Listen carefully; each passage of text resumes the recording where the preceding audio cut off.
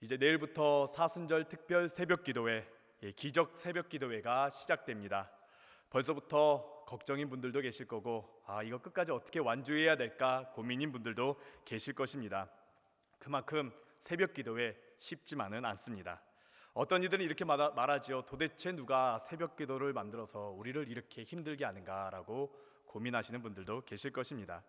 저 역시 벌써 고민이 됩니다. 우리 아이들과 같이 이 3주간을 어떻게 지켜나가야 될까 참으로 고민이 됩니다. 혼자 나가면야 그냥 몸만 나가면 되니까 그렇게 불편하지 않는데, 자녀들을 데리고 나오실 분들 어떠합니까? 아침에 자녀들과 깨우는 거 그거 씨름해야 되지요. 일어나면 어떠합니까? 어떻게든 옷 입혀서 보내려고 무던히 애를 쓰지요. 그리고 데려오면 어떠합니까? 얘네들이 쓰러져 잘까 걱정되지요. 그리고 그 다음 어떤 걱정됩니까? 학교 가면 얘네들 어떻게 버티지? 그런 고민도 되게 됩니다. 하지만은 새벽 기도회 매우 중요합니다. 성경을 보더라도 또 우리나라 역사를 보더라도 새벽 기도로 말미암아 하나님의 놀라운 역사들이 일어났던 것을 우리가 종종 보게 됩니다. 새벽은 우리에게 정말 중요한 시간입니다. 앞이 캄캄했던 어두운 밤이 끝나고 빗줄기가 비추어 우리의 눈을 밝게 하는 시간이 바로 새벽입니다. 새벽은 어둠이 끝나고 빛을 비추는 시간이기에 승리의 시간이며 또한 거룩의 시간이며 또한 시작을 상징합니다. 성경을 보면 새벽에 놀라운 하나님의 역사들이 일어나는 것을 우리는 종종 보게 됩니다. 이스라엘 민족이 출애굽했을 때에 애굽의 군대가 뒤쫓아올 때가 어떤 때입니까? 그때에 하나님께서 불기둥으로 내리치실 때에 그때가 바로 새벽입니다. 그리고 눈앞에 거대한 벽과 같은 홍해, 한 치 앞도 보이지 않는 어둠과 같은 홍해, 그것이 갈라졌던 시간이 언제입니까? 새벽입니다. 배고픔과 답답함과 괴로움이 가득한 때에 하나님께서 만나를 내리실 때도 그때도 새벽이었습니다. 그리고 다니엘이 사자굴에서 죽음만 보이는 그곳에서 생명의 빛을 본 그때도 새벽입니다. 마지막으로 죽음의 권세, 세상의 권세, 사단 마귀의 권세가 지배하는 이 세상에서 승리하신 예수님의 그 부활의 시간 언제입니까? 새벽입니다. 그래서 새벽은 우리 그리스도인들에게 매우 중요한 시간입니다. 그리고 새벽은 우리 그리스도인들에게 승리의 시간이요, 구원의 시간이요, 또한 응답의 시간입니다. 어두운 세상을 밝히듯 고난과 어려움과 환난이라는 어둠을 물리치고 예수 그리스도께서 우리를 인도하시는 빛의 시간, 이것이 바로 새벽인 것입니다. 오늘 함께 여러분과 나누고자 하는 말씀이 바로 이것입니다. 우리들의 인생에도 새벽의 시간을 가지고자 하는 이 주제로 여러분과 함께 말씀을 나누고자 합니다. 어두운 것 같은 나의 인생에 새벽이 임하고 오늘 본문의 말씀처럼 이 새벽에 하나님께서 나를 도우심을 그것을 체험하고 승리하고 응답받는 그 인생이 되기를 바라며 함께 말씀을 나누도록 하겠습니다. 더불어 내일부터 있을 새벽, 그 특별 새벽 기도회, 그 기적 새벽 기도회에 이러한 은혜가 임하기를 간절히 바랍니다. 오늘 함께 나눌 본문 시편 46편은 신뢰의 시 혹은 확신의 시의 그런 의미를 가지고 있습니다. 총 세 부분으로 나누는데 1절부터 3절까지는 창조주 하나님에 대한 신뢰와 확신을 담고 있습니다. 그리고 이어지는 4절부터 7절까지는 세상을 압도하는 역사의 하나님께서 우리에게 어떻게 하시는지에 대한 그 신뢰와 확신을 담고 있습니다. 마지막 8절부터 11절까지는 하나님의 영원한 나라에 대한 신뢰가 담겨져 있습니다. 이런 시편 46편에서 반복적으로 나타나는 중요한 말씀은 하나님은 우리의 피난처시로다라는 겁니다. 피난처는 시편에 매우 자주 등장하는 단어입니다. 하나님께서 보호하시는 인생에 대한 표현이지요. 1절의 특징은 7절과 11절에서도 나타납니다. 시편 46편의 전체적인 흐름은 바로 하나님인 우리의 피난처시로다라는 것을 말하고 있습니다. 1절에서 말합니다. 하나님은 우리의 피난처시요 힘이시니 환난 중에 만날 큰 도움이시라라고 말씀합니다. 혼란스럽고 치열한 이 세상에서 믿음으로 하나님을 바라볼 때에 하나님은 우리의 피난처가 되십니다. 연약하고 부족한 우리들이지만은 믿음으로 담대하게 일어서려고 할 때에 하나님은 우리의 힘이 되십니다. 그래서 2절과 같이 우리 눈앞에 거대한 문제가 다가올지라도 믿음이 있으면은 우리는 두렵지 아니합니다. 땅이 변하고 산이 흔들리고 바닷속에 빠지는 거대한 어려움이 내게 밀려올지라도 우리는 두렵지 않은 이유가 바로 믿음, 이 믿음이 있기 때문입니다.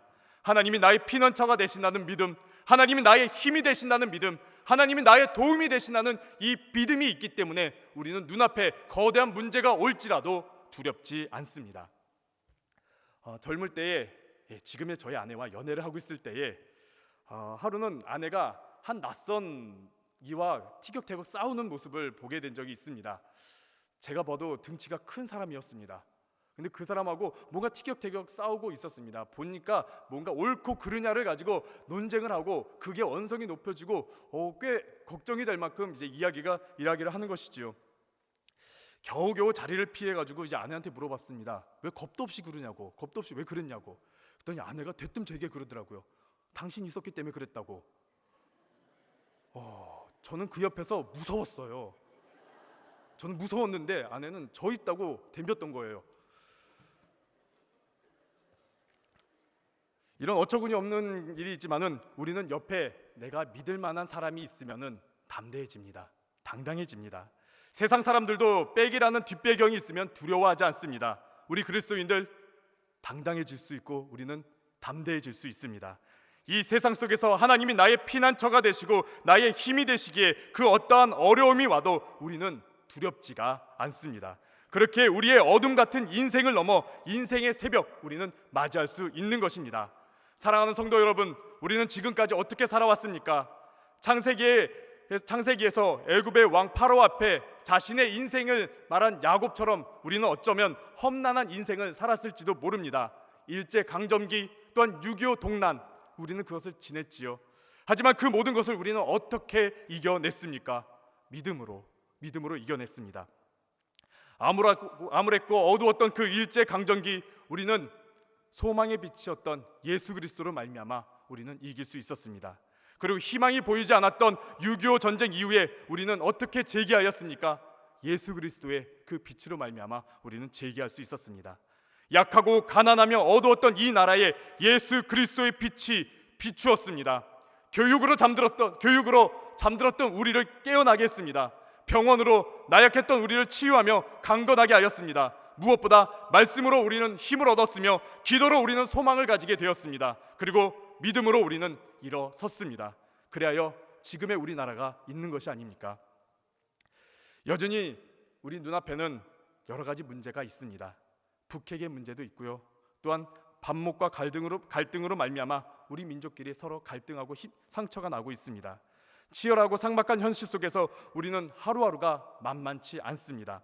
하지만은 우리는 나의 피난처가 되시고 힘이 되시며 도움이 되시는 하나님이 나와 함께 하심을 믿습니다. 이 믿음으로 주저앉고 어두웠던 우리의 인생을 새롭게 하는 새벽을 우리는 맞이할 수 있습니다.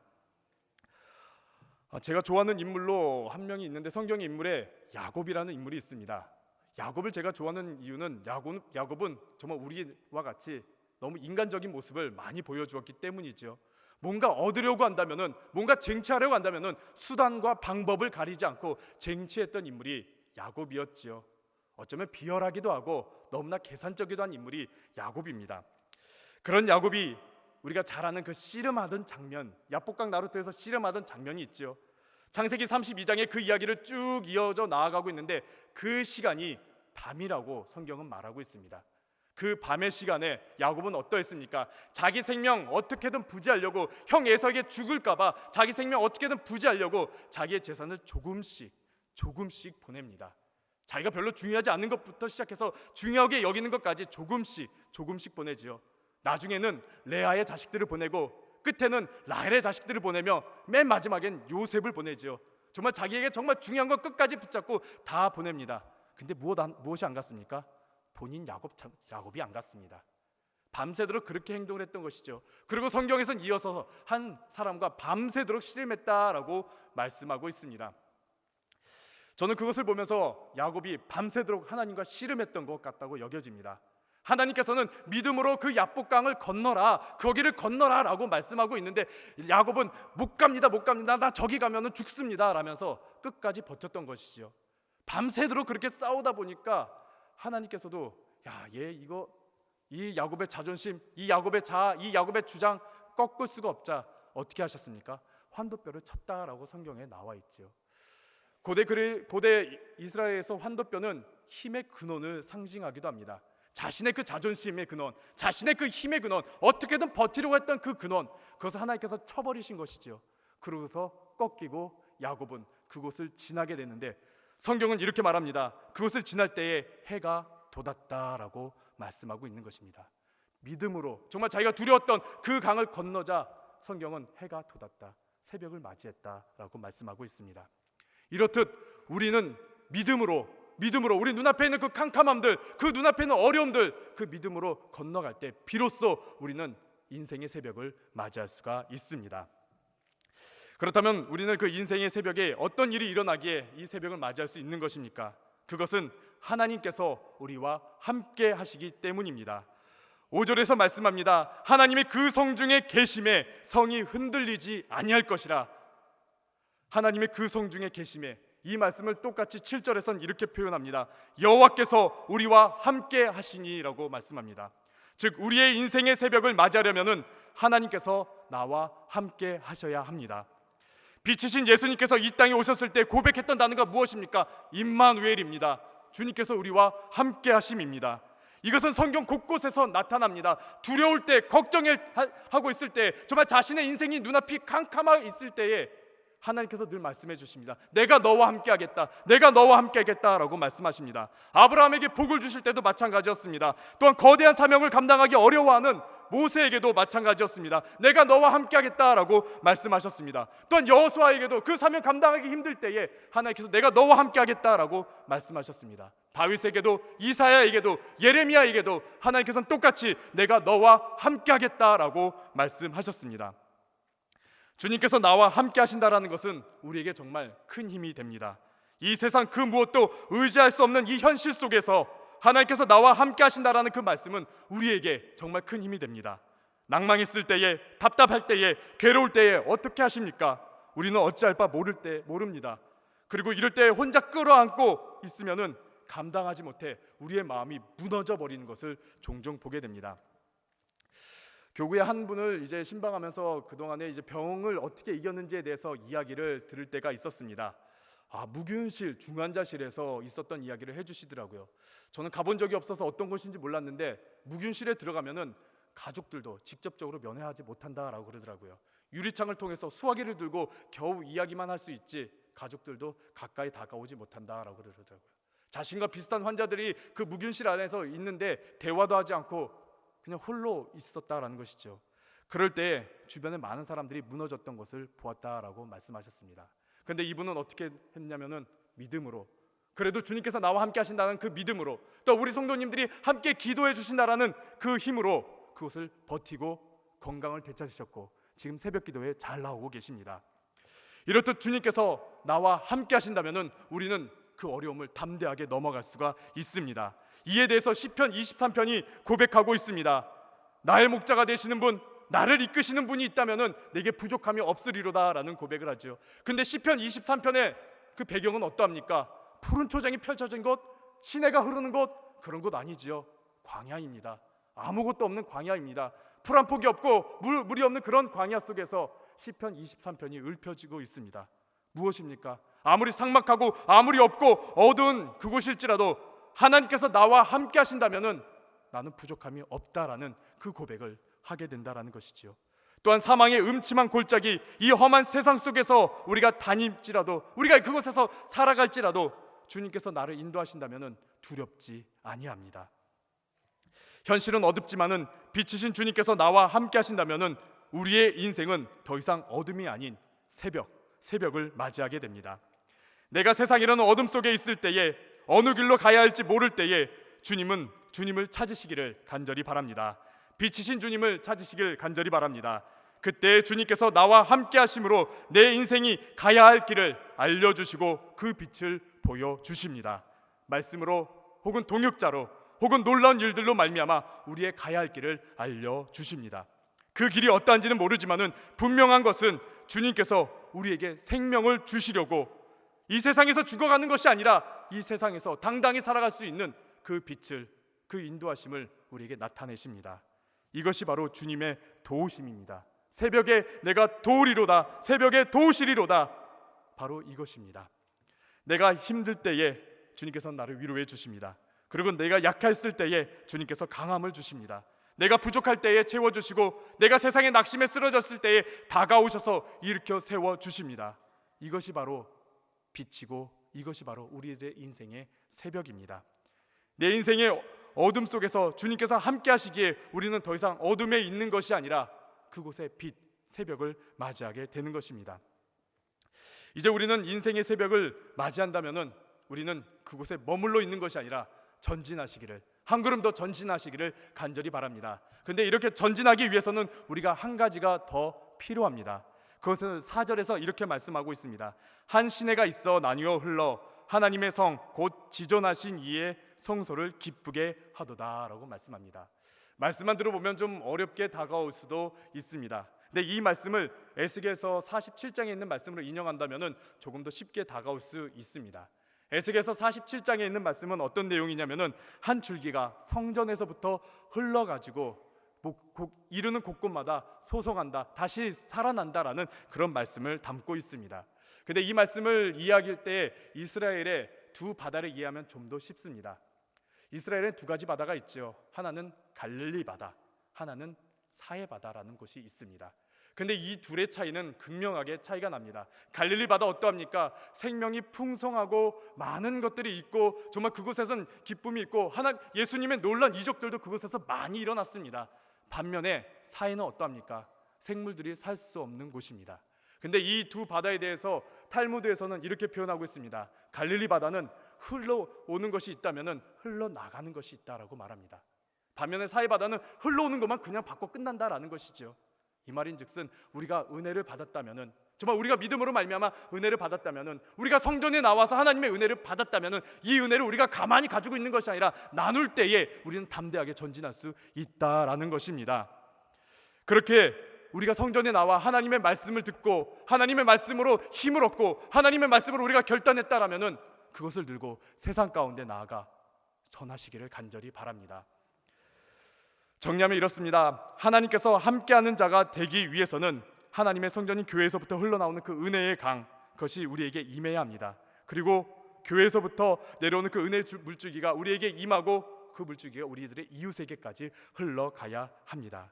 그랬을 때에 비로소 10절에 있는 말씀이 우리들에게 임하게 됩니다. 우리 함께 10절에 있는 말씀 함께 읽도록 하겠습니다. 이르시기를 너희는 가만히 있어 내가 하나님 됨을 알지어다. 내가 문 나라 중에서 높임을 받으리라. 내가 세계 중에서 높임을 받으리라 하시도다. 인생의 새벽을 맞이한 자들이 이제 가만히 있어서 하나님의 역사하심을 바라보면 됩니다.